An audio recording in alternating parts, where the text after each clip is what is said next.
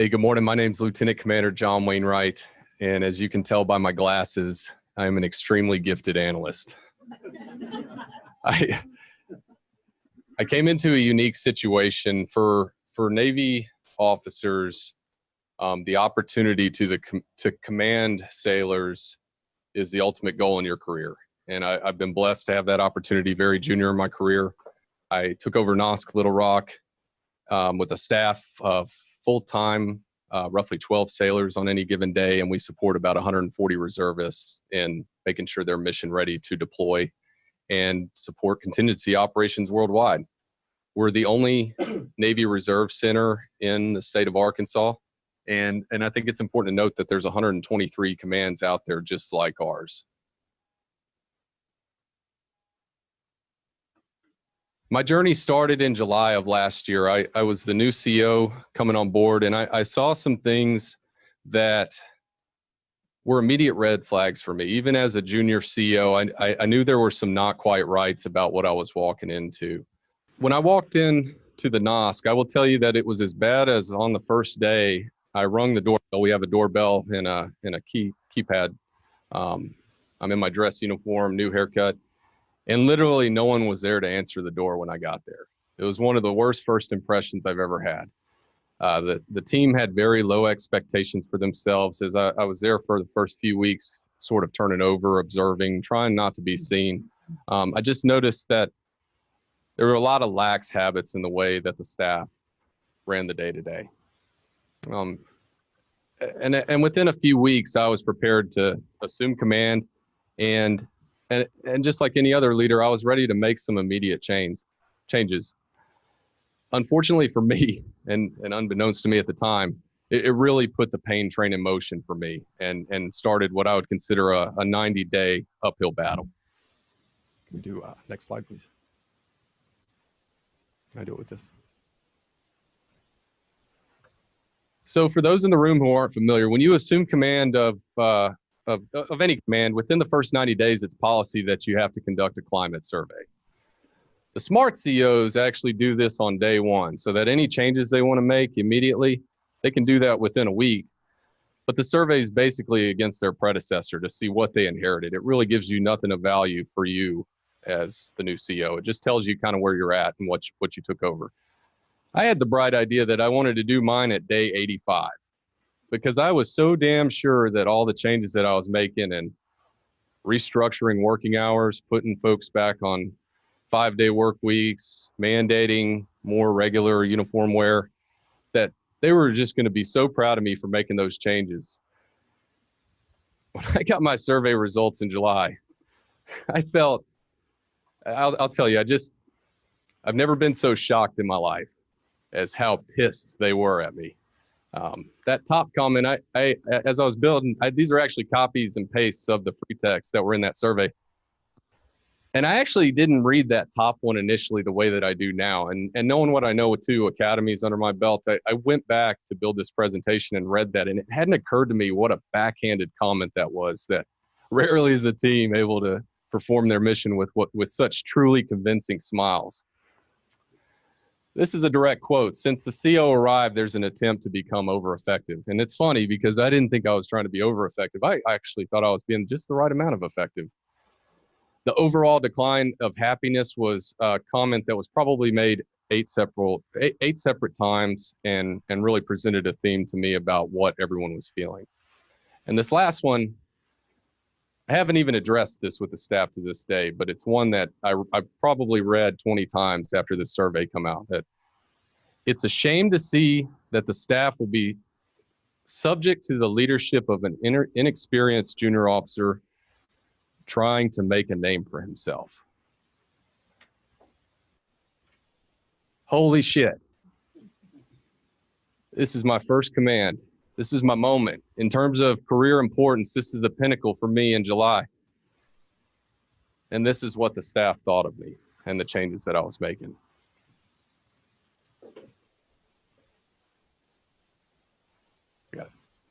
I didn't know I could drive. So this was hard truth time for me. I found that my sailors were collectively pretty pissed. They were in a position where, when given the opportunity, they would provide anonymous feedback. And I could tell that they were thrilled. That week after this survey comes out, just so you're aware, this comes to me and my boss initially and no one else. Whatever else I choose to share beyond that with specificity is my choice. But I still felt like the staff were not necessarily reaching their full potential. And so within a couple of days of receiving these survey results, I don't think that my boss had even had a chance to look at it. It went directly to his inbox. But he called me up. I was on the way to work, and he said, "Hey, John." "Oh, yes, sir." He said, how'd you like to go out to a leadership academy and explore becoming a DDO? I was like, hell yeah. What's a DDO? And so I made a few jokes with him just to kind of grease the skids that this was coming. But I saw that first feedback academy as an opportunity to maybe reassess where I was at personally and where we were heading as a command. Within a month of receiving those survey results, I'm obligated to debrief my staff on what they provided. There's a lot of metrics in there. And truth be told, it's actually an equal opportunity brief as to whether or not we have any signs of discrimination for any protected classes, things like that. But really, I would argue that this is morphed into more of what you saw, just issues that are on their minds. And so I had two choices. And this is a popular graphic that Charlie uses in some of his presentations, and it really resonated with me. Just the idea that I could either address this like I was planning, in hiding, maybe faking, pulling out stats that I felt like would make me look good as a leader, hiding some of that bad stuff. They didn't have to know that 8 people wrote the same thing. They didn't have to know how raw that comment was about my inexperience as a leader. I could go that route. I could LHF my way out of it.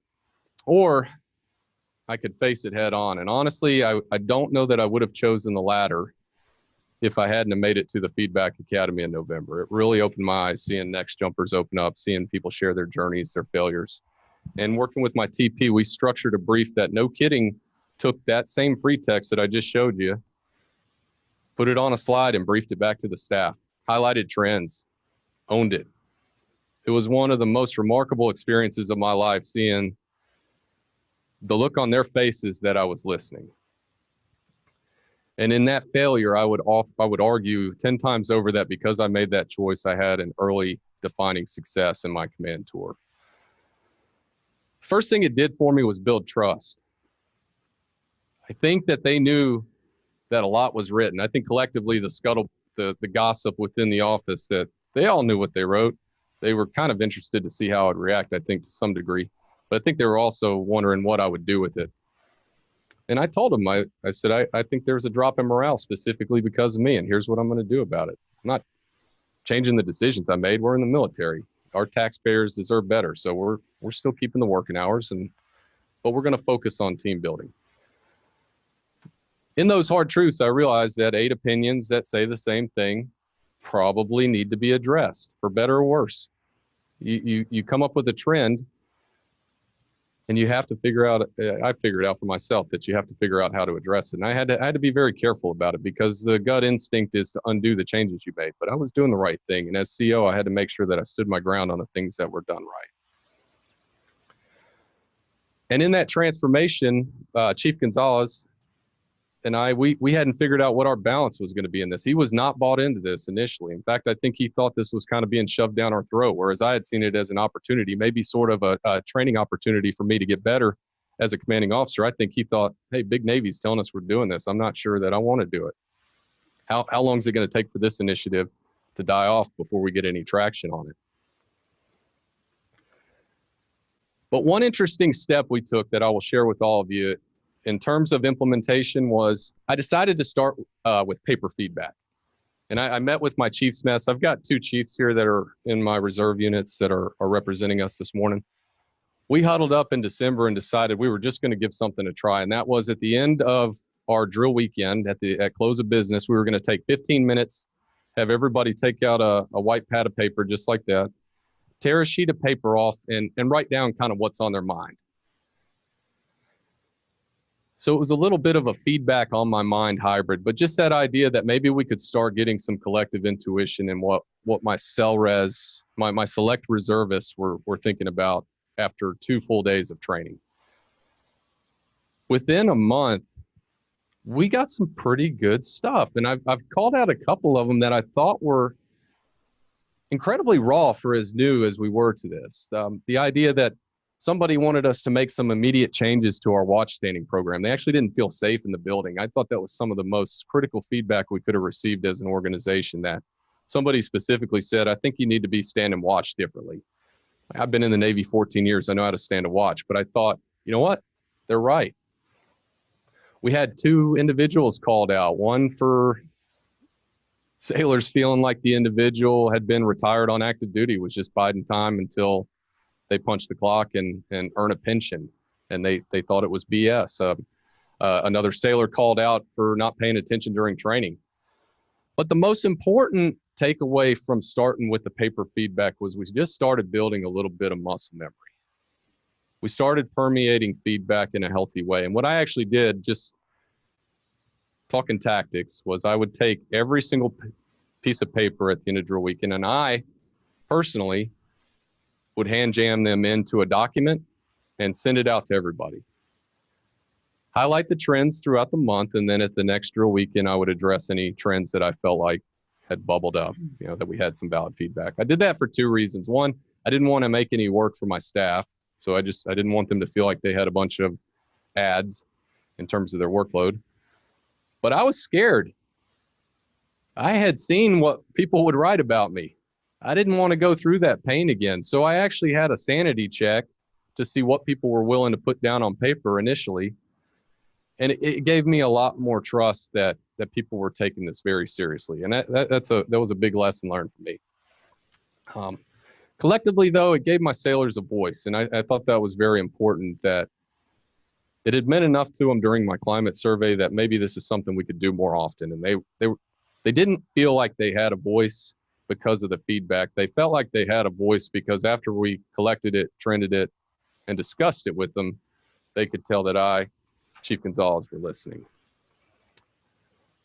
They were actually starting to contribute to collective intuition without even knowing it. So when I would do this initially, I would actually try to group feedback that was very similar together, see what trends we were seeing. And I thought that it was extremely powerful for me as a leader to realize that those 137 opinions, although it sounds cliche, they actually really mattered. And the sailors didn't know how much it mattered to me in the decisions that I was making. And then, of course, addressing the feedback publicly. This is a second point that I had learned, that addressing things head on was a trust builder. I said, you know what? Let's take this a step further. After the success in December's drill weekend, I said, I want to sit down and start formalizing this a little bit more. And I won't read this to you. This is an excerpt from an everyone culture that discusses lying, hiding, and faking. The big takeaway from my staff was that people are managing impressions and not their work and development. And I thought that resonated really well with them. The very first day we were back for the new year, I sat them down.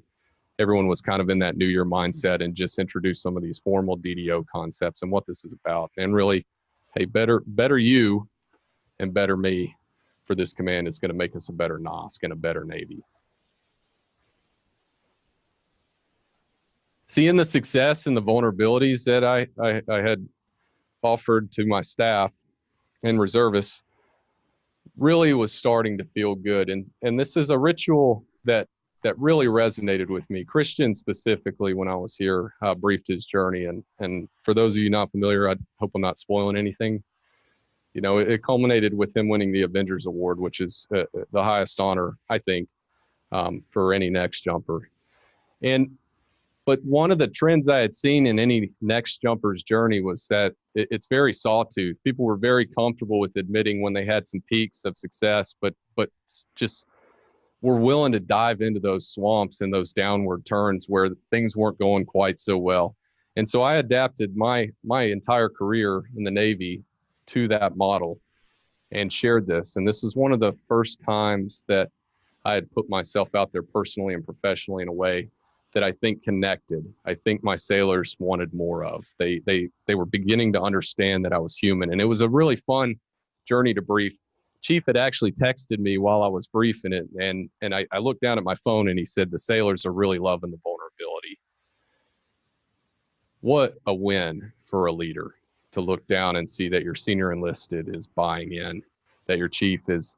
I look over, he's jotting down notes. He's mapping out his own journey as I'm going through this. And for those of you who can't see, I tried to do it in a way that called out behaviors like lying, hiding, faking, concepts that we had introduced. But what it really told my staff was that in the first half of my career, I was an arrogant monkey and had a tough time not being number one all the time.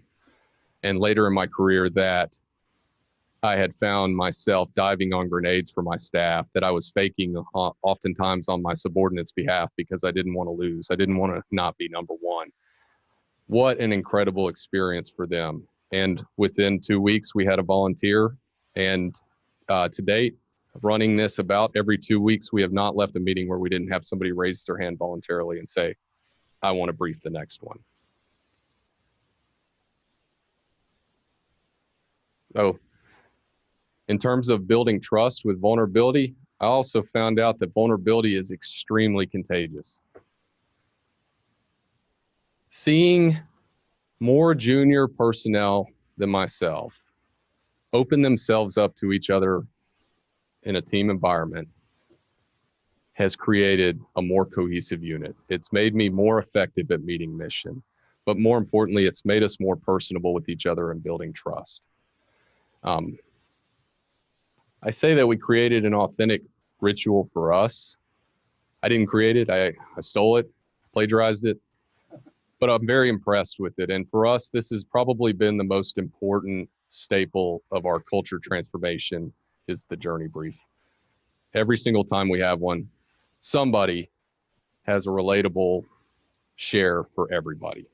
The most recent one was a third-class petty officer who's been in the Navy roughly 6 years, very, very junior sailor.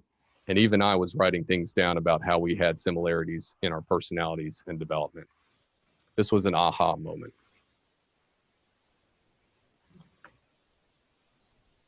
In seeing the trust building and seeing how the staff were handling the vulnerability, I decided to take it up a notch. I attended a coaching academy in February and decided I was ready to take the plunge on the feedback app. I was trusting that folks were mature about it. I think that I had seen the worst of what people could write about me. I was comfortable. And so we rolled it out. Just like the journey brief, I decided to go first. I briefed a topic that was kind of a poke in the eye in terms of what I've already discussed with you when I assumed the command. It was about pride and professionalism.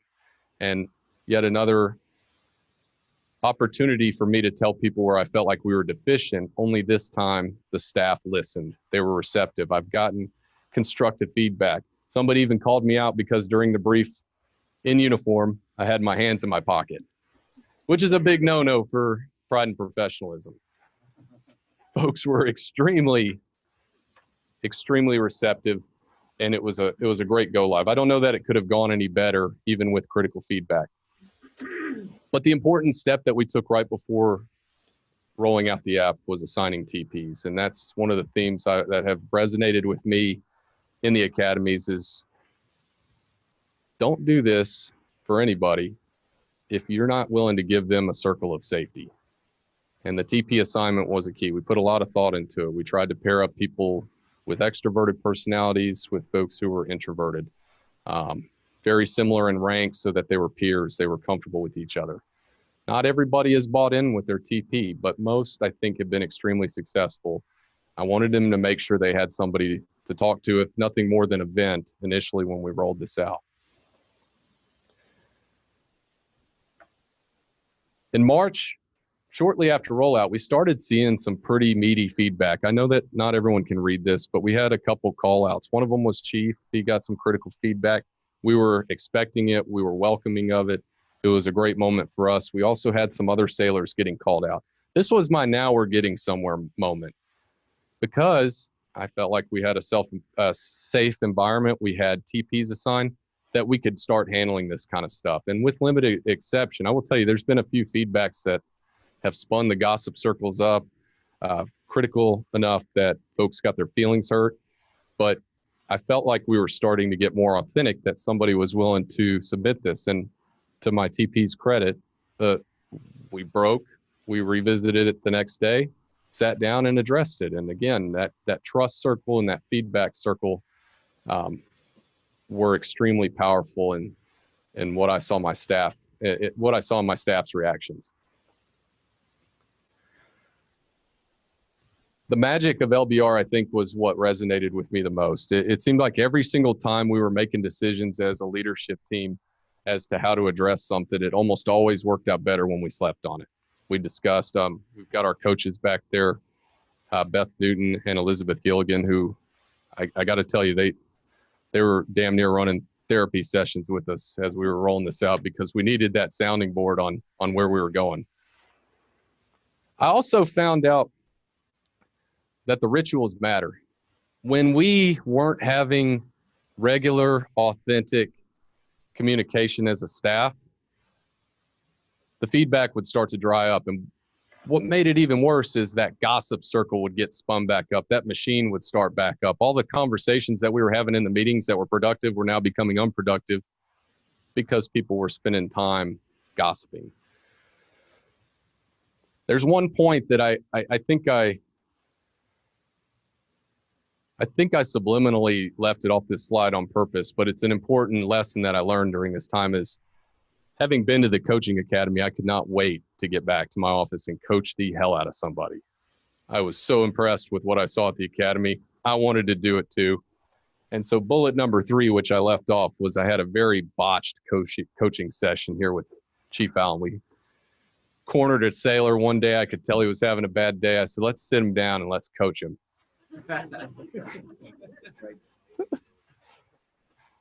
I got this.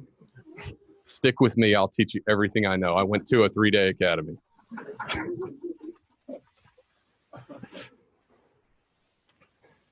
After that session, the sailor was very forgiving. I think we had a little bit of equity and trust built up, that the sailor understood that we were trying.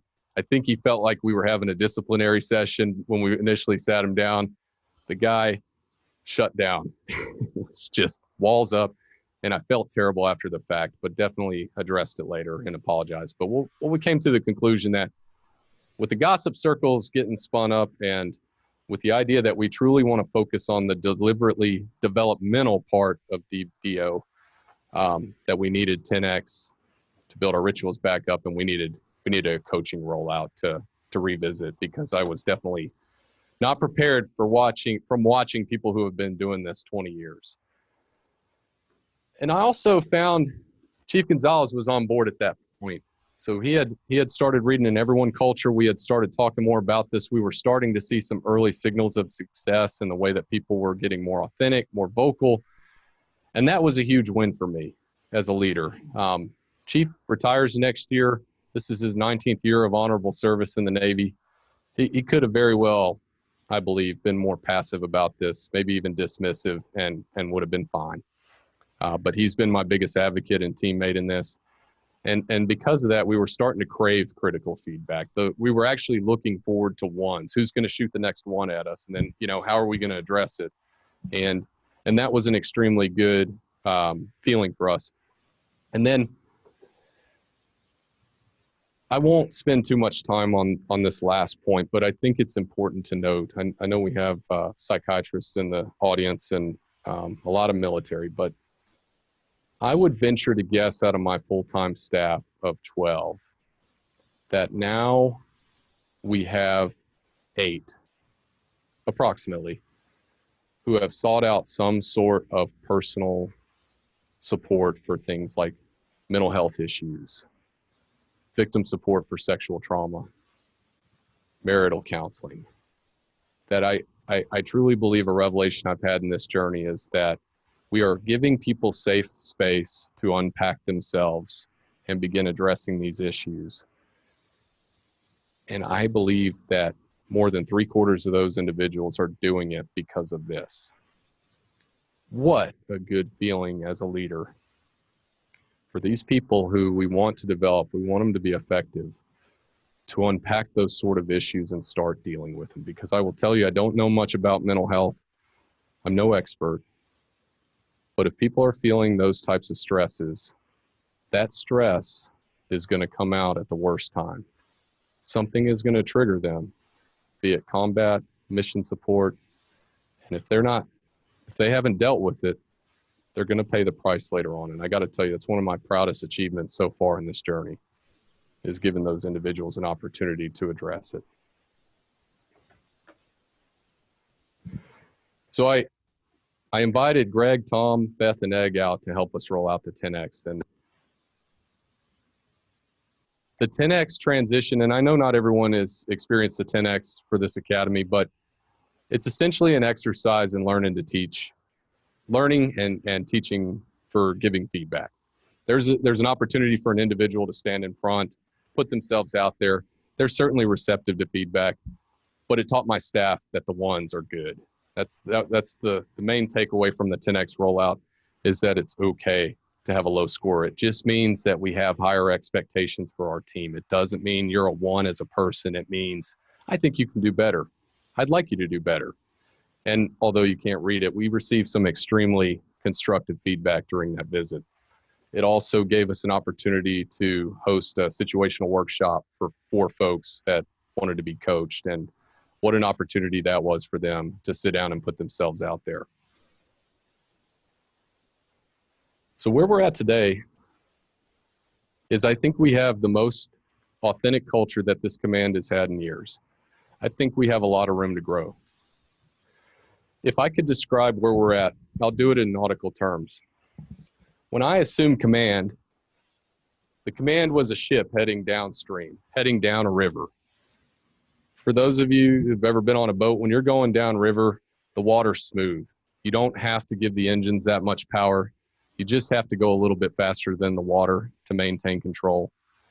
You're looking at the banks. Everyone's paying attention to the outside. The staff were feeling really, really damn good. The only problem is they were heading in the wrong direction. And so I feel like the past 3.5 months, we, in that current, have turned the ship around. It's violent. It's volatile. There's a lot of turbulence. There's a lot to pay attention to. You don't want to run aground. You don't want to get swept away in the current. Everybody has to be on their A game, and there is a lot of drama in getting that ship turned around. But I feel like we're pointing in the right direction now. We're sailing up current, though. That means we have to go faster just to make speed over ground. And I think it's been a great transition getting us turned around. I think now we've got the noise, we've got the turbulence. People are having to pay attention to what we're doing. Not everybody is on board with this. I do have my vocal skeptics who I'm just proud as hell of, who are even willing to speak up now. I don't think we had the environment for that. I think we do now. We have folks who are quite bought in, and I'm comfortable with that now. I wouldn't have been 6 months ago. I wouldn't have been after that survey. I am now. We are now. And I called out a few of my themes in my personal journey to you. I still want to be number 1. I want to be the best. I want my sailors to be the best. I want it bad as hell. And I have to remind myself, we're 3 months in. We're 3 freaking months in. This is very new. This is just the start. We've just got the ship turned around. And so in terms of implementation, I apologize. We've got some wordy slides here towards the end, but just in general, one of the things we decided during our 10X rollout, which I thought was great advice from our coaches, was we're now at the point where everybody understands, for the most part, the mechanics of what we're doing. Problem is, not everybody's bought into the vision, the vulnerability, and that's fine. We are at a point, though, where we're done selling. We're going to bake in our culture. We're going to bake in our rituals, but we're going to focus the energy on those employees who want it and those who are maybe kind of on the fence. That's who I'm going after now. In terms of culture, I trust now that if I invest the time in those and we have others who are completely skeptical, not bought in, I believe that over time they will come around. I believe that, 1, there's the power of peer pressure. 2, I believe in the success of those who buy into this and we start seeing more productivity and better skills out of them. I believe other sailors are going to crave that as well. Nobody shows up to work and says, I want to do a really crappy job today. I think everybody wants to do well. We're going to start with the Power 4 influencers, as we've named them. They will get the bulk of our rituals focus. So the situation workshops, the On My Minds, it lends to the point that we don't want to change too much too fast or it'll just get rejected. And we're going to try to roll this out in a similar fashion for our reservists. We've got the feedback permeated. We don't quite have the foundation of this rollout that we had with the staff. I don't see them but 2 days a month, and that's why I have 2 coaches up here that I'm hoping can help me with that. So what keeps us awake at night? Well, what if we look up a year from now and we have nothing to show for it? It's one of my biggest fears. The Navy wants us to be more lethal. We have competitors and adversaries who are getting more and more capabilities every single day. What if this just feels good and I can't show anything for it? Metrics, compliance, better mission support. It's one of my fears, but I truly believe in my heart of hearts that we're doing the right thing and that the rest will follow. I can't prove it yet. We're 3 months in. Spiking the ball on the 1-yard line. I did not want this to be a successful brief this morning. I don't want to argue that I'm successful. I believe we have a great start to this, but we don't want to pull a Danny Trevathan there who's dropping the ball just short of the goal line celebrating. We want to get this thing through. This is more of a grind. For those of you football fans, this is an option. We're running 3-4 yard plays. We're suffering losses every now and then. There's setbacks. There's days we call, and I tell Beth and Egg, like, buckle in. I've also got some things from my teens I need to work through. Old habits die hard as well. We're talking about sailors that are just like you and me, 5, 10, 15, 20 years of life experience as an adult. This is not something you're going to turn around for everybody immediately. We change commands every 3 years. So we might get 6 months down the road and I might lose a third of my staff because it's just their time. And what do we do about new personnel? This is going to be a culture shock to them if we get this matured and have to onboard somebody new who's coming from a ship where we don't talk about our feelings. No offense to ship drivers. I'm sure they do, but not like we do. And just the last 2, I think, are more work related. I don't want any of this for my staff to ever feel like additional work. Like I said, we got to bake in those rituals. It has to be part of our everyday operation so it feels right. It just feels like something we do, and we're not there yet. And for me as the CEO, I don't ever want to have culture transformation efforts subsume my mission, lose focus on something, and God forbid we lose somebody. We have a safety issue. We're not protecting our people. These are things that keep me up at night. This is my last slide, and then I'll open it up for questions for Chief and I. But this is a model that Charlie likes to use from time to time about the way the body regenerates blood cells. And I won't belabor the point. It's a 13-week cycle, and not unlike culture transformation, there's a period during that 13 weeks where your body starts and finishes with all new blood cells. And that's kind of how we view our model of transformation. We're in that last third. We've got our rituals coming in there, and I've listed early signs of success, which I think I've discussed at length with lessons learned at each stage of this journey. But with that, I'd love to invite Chief Gonzalez up for any questions that you might have, questions or feedback.